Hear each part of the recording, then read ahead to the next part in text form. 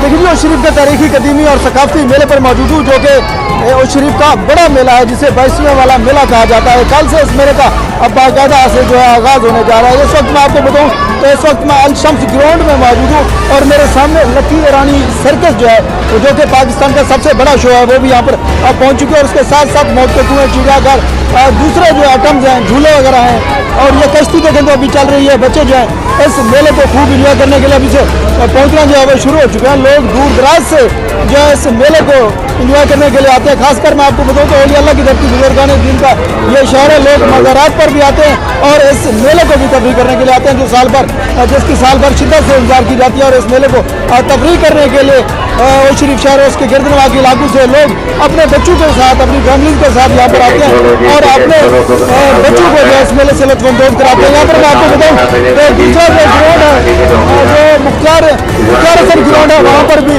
धूम international circus जो है वो भी पहुँच चुकी है। उसके साथ दूसरे आइटम भी पहुँच चुके हैं और उसके साथ कौशल आइटम टाउन में भी इस वक्त जो मॉडर्न इंटरनेशनल सर्कस है वो भी पहुँच चुके हैं। इस वक्त बहुत बड़ा मेला जो है शरीफ में होने जा रहा है, यकीनन जो कि शरीफ की तारीख का एक बहुत बड़ा मेला है और जिसको देखने के लिए लोग दूर दराज से आते हैं। और यहाँ पर मैं आपको बताऊँ तो चिड़ियाघर, मौत के कुएँ और झूले, दूसरे जो आइटम्स हैं वो भी यहाँ पर पहुँच चुके हैं।